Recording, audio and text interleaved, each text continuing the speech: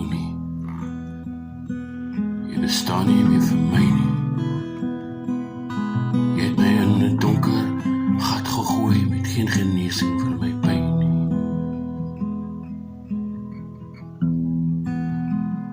Ek was vir soveel jare blootgestel aan jou waansin en jou haat. Ek het verwag jy sou my lief hê. Ek het gehoop dat ons kon praat.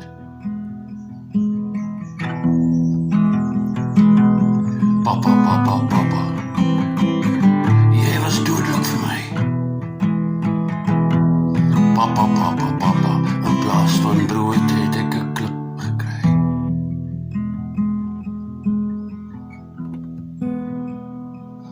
Daar was geen woorde in jou hart, geen meegevoel of empathie. Jy had geen kontak met jou medemens, geen waardes of beginsels.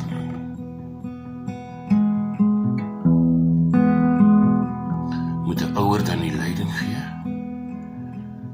Moet 'n vader dan die omgee?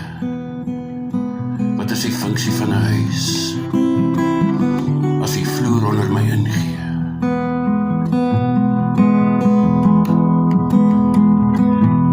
Papa, papa, papa, jy was dodelik vir my. Papa, papa, papa, in plaas van brood het ek 'n klip gekry.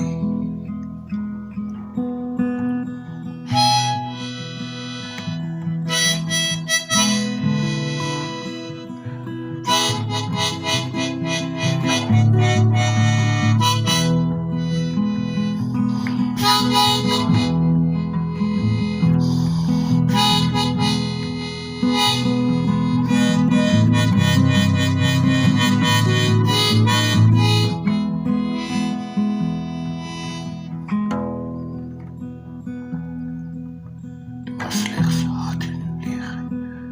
Soveel jare, soveel tyd. Al die nagte, al die ure in jou kille teenwoordigheid. Ek wil nie meer onthou nie. Jy bestaan nie meer vir my nie. Jy het my in 'n donker gat gegooi met geen genesing vir my pyn.